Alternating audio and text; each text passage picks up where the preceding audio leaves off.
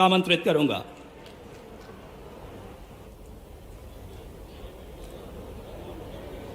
सागर की पवित्र भूमि और आधुनिक समय की एक तरह से शिक्षा की नगरी, जोरदार अभिनंदन करें पूरे मंच का। हमारे अपने मंच पर बैठे हुए हम सबके वरिष्ठ नेता पूर्व मंत्री श्रीमान गोपाल भार्गव जी, अभिनंदन करें। आपने इस सागर के नहीं पूरे प्रदेश के गौरव हैं। इसी मंच पर मौजूद मेरे साथ मंत्री और आपके अपने सागर विश्वविद्यालय के छात्र नेता रहे श्रीमान गोविंद सिंह राजपूत जी के लिए जोरदार अभिनंदन करें। हमारे अपने सांसद माननीय राज बहादुर सिंह जी, आपका भी वंदन है, अभिनंदन है। मैं नाम लेता जाऊंगा, आप तालियां बजाते जाएं। हमारे संभाग के प्रभारी मुकेश चौधरी मुकेश सिंह जी, श्याम सुंदर शर्मा जी, गौरव सिरोठिया जी, जय प्रकाश, तालियां वाली में कंजूसी मत करो भाई, तालियां बजाते रहो अच्छे से। जय प्रकाश चतुर्वेदी जी, मेरा अभिन्न मित्र और यहाँ के विधायक शैलेंद्र जैन जी, जोरदार तालियां शैलेंद्र जी के लिए। समादरणीय प्रदीप लारिया जी के लिए भी जोरदार अभिनंदन। वीरेंद्र सिंह लोधी जी, जोरदार तालियां बजाए वीरेंद्र सिंह जी का। आपकी अपनी महापौर श्रीमती संगीता तिवारी जी, जोरदार अभिनंदन तिवारी जी का। हमारे जिला पंचायत के अध्यक्ष हीरा सिंह राजपूत जी, जोरदार अभिनंदन हीरा सिंह जी का। इस अवसर पर श्रीमती लता वानखेड़े जी, लता जी कहाँ है, जोरदार तालियां आपकी अपनी यहाँ की योग्य नेत्री और अभी अभी हमारी प्रत्याशी बनी है। जोरदार अभिनंदन करें। पूरे मंच का नाम लूंगा तो काफी नाम होंगे, लेकिन एक नाम छूटेगा तो आनंद नहीं आएगा। अरुणोदय चौबे जी के लिए जोरदार तालियां बजाओ। अरुणोदय चौबे जी कहाँ है, जोरदार अभिनंदन चौबे जी का। हमारे परिवार में आपका स्वागत है। इस मंच पर मौजूद देवेंद्र सिंह ठाकुर जी, प्रभुदयाल पटेल जी, बहुत सारे नाम है, पूरा मंच है। एक बार पूरे मंच के लिए जोरदार तालियां बजा दे।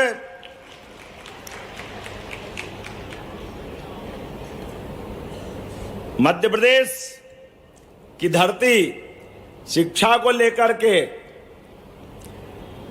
पूरे देश तो क्या दुनिया को लालायित करती रहती है। हर एक किसी की इच्छा होती है कि शिक्षा दीक्षा अगर करना हो तो मध्य प्रदेश की धरती पे आए। 5000 साल पहले सांदीपनी आश्रम अपने प्रदेश में ही था।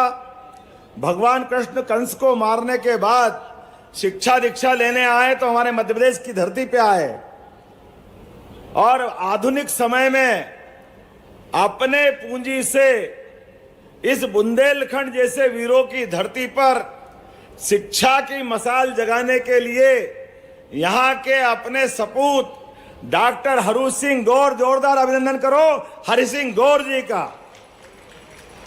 जीवन भर की सारी पूंजी अपनी तरफ से दान करते हुए और यहां शिक्षा की अलग जगह पूरे देश में नाम था सागर विश्वविद्यालय का, पूरे देश में। जोरदार अभिनंदन करें माननीय हरि सिंह गौर जी का। मुझे जानकारी दी गई है कि हम में से कई लोगों की इच्छा है कि हरि सिंह गौर जी को भारत रत्न मिले। मैं भी समर्थन करता हूं, आज नहीं तो कल हरि सिंह गौर जी को निश्चित रूप से भारत रत्न मिलना चाहिए। जोरदार ताली बजा करके मेरी बात का समर्थन व्यक्त करें।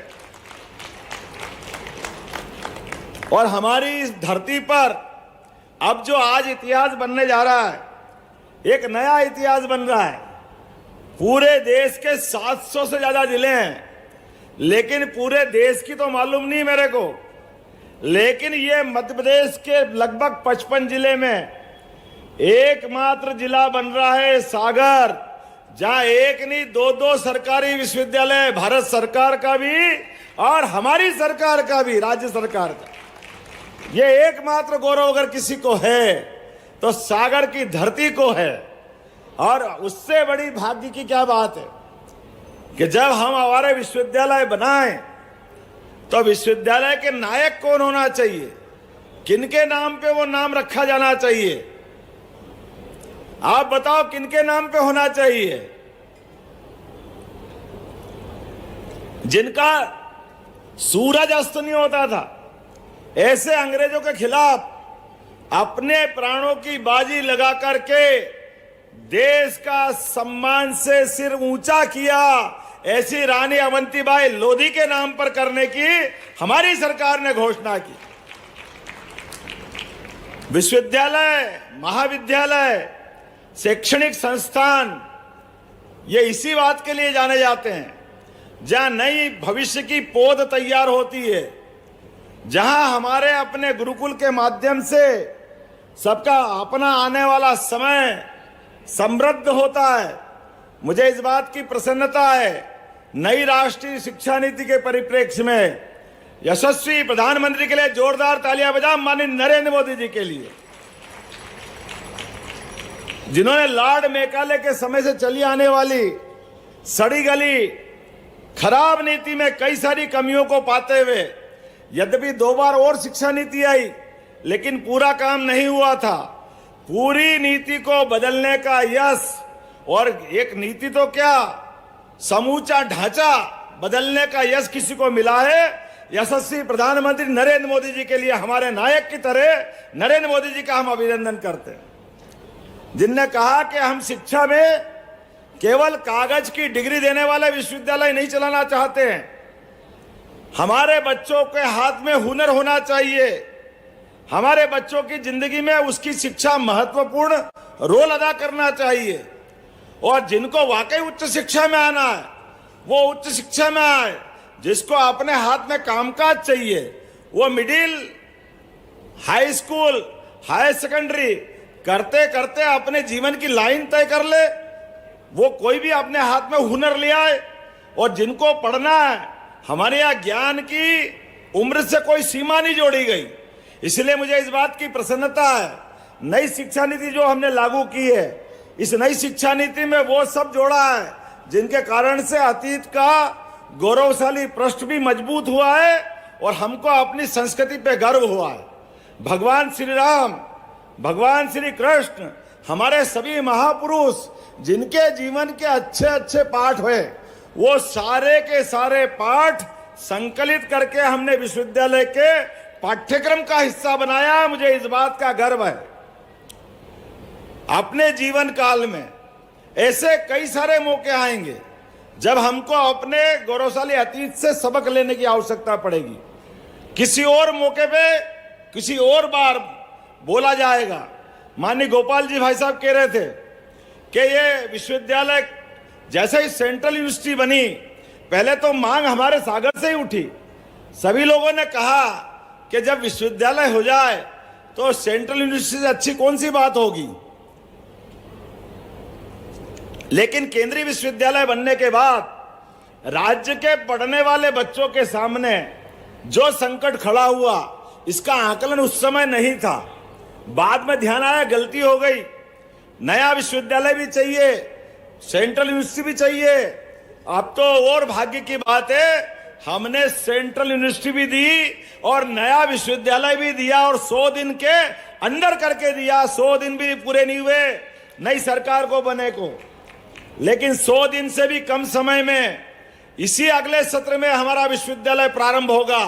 इसी सत्र से हमने कहा विश्वविद्यालय का भूमि पूजन होगा, उसकी बिल्डिंग बनती रहेगी।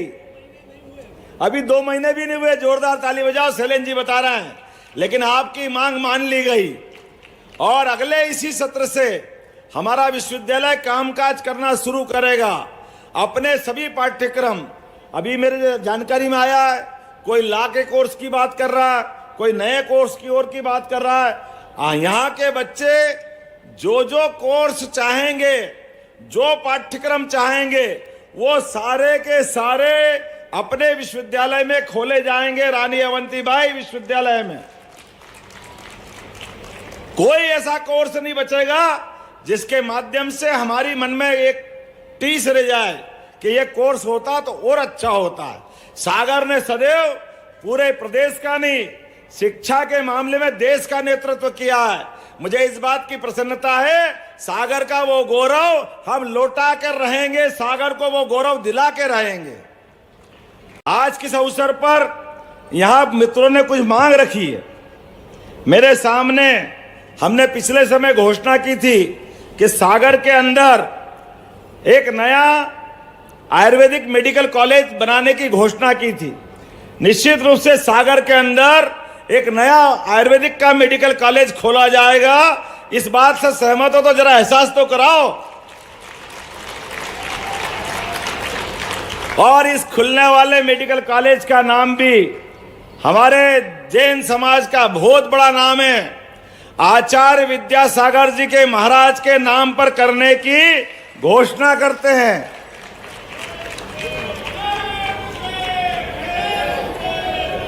जिनने पूरा जीवन अपने आप में एक विश्वविद्यालय चलते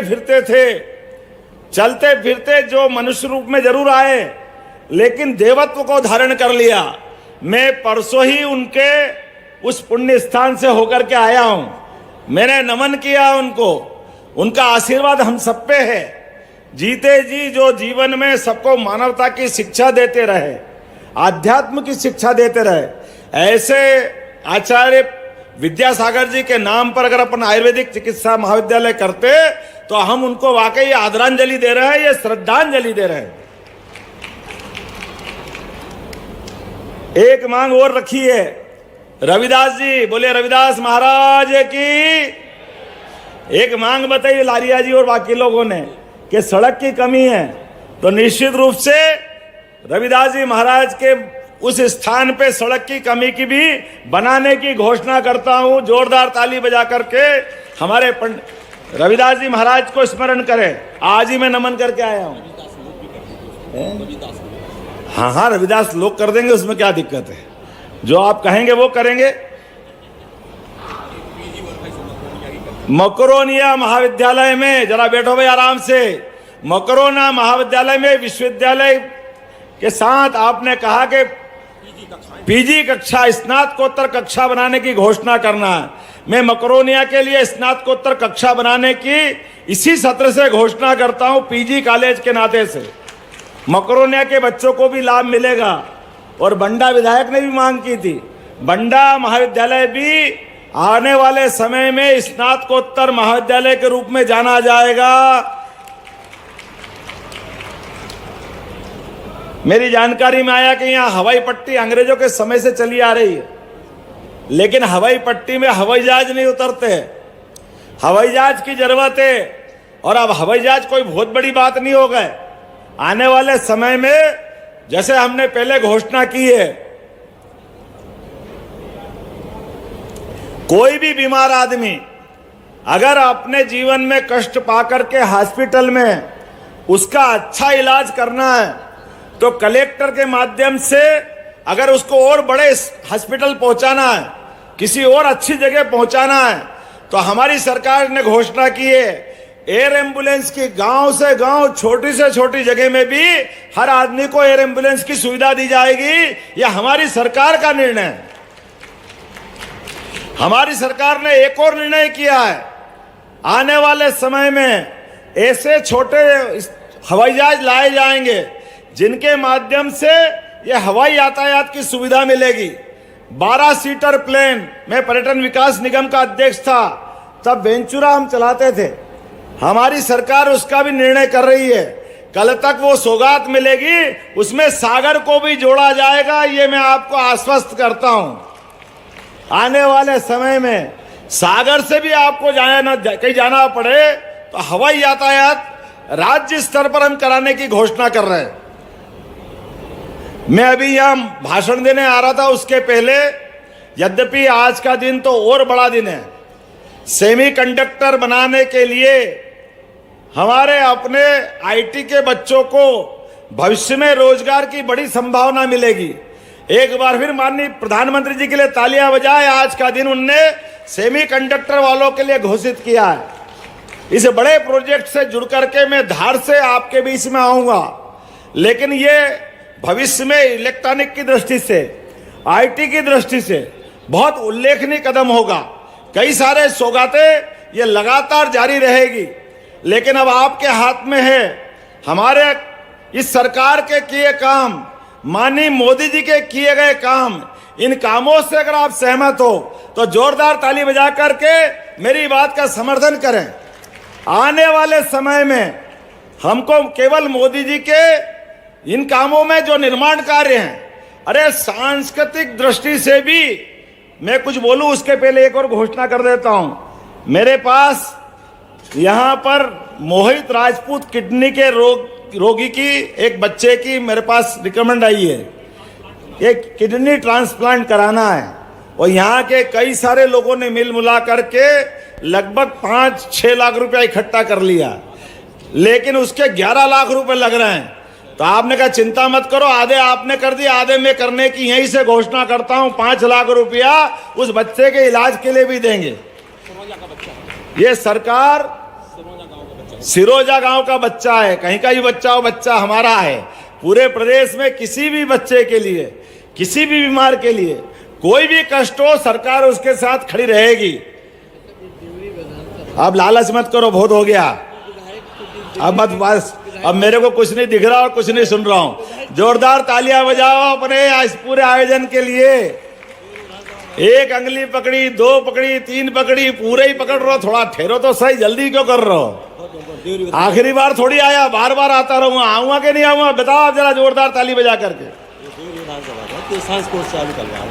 जो आप मांगोगे, ये कौन से है? केसरी महाविद्यालय कहाँ का है? केसरी महाविद्यालय। ये एक और केसरी महाविद्यालय का चालू करना है, साइंस कोर्स। चलो आपकी भी मान लेते हैं, नया एक केसरी महाविद्यालय में साइंस का कोर्स भी खोला जाएगा। जोरदार ताली बजा करके मेरी बात समाप्त करता हूं। बोलिए भारत माता की। लेकिन आप चुपचाप नहीं बैठोगे, आप सब अपने स्थान पे खड़े हो जाओ और मुट्ठी बांधो और हम संकल्प करें। 22 जनवरी को प्रभु राम ने अपने धाम में मुस्कुरा करके नए सांस्कृतिक अनुष्ठान का जो पर्व प्रारंभ किया है, मोदी जी के नेतृत्व में, ये अभियान रुकना नहीं चाहिए। हमारे लिए आने वाले समय में सनातन संस्कृति की जय जयकार करने के कोई भी मौके आएंगे, ये सरकार पीछे रहने वाली नहीं है। बोलिए मेरी बात से सहमत है तो बोलो जय जय श्री राम, जय जय श्री राम, जय जय श्री राम। भारत माता की। बहुत बहुत धन्यवाद। यशस्वी, संवेदनशील, कर्मठ और ऐसे मुख्यमंत्री जिन्होंने मध्य प्रदेश को विकसित, गौरवशाली, समृद्ध मध्य प्रदेश के सपनों को साकार कर रहे हैं। मोदी जी के उस स्वर्णिम भारत को और अमृत काल के इस भारत को यशस्वी मुख्यमंत्री जी के संकल्प का नतीजा है।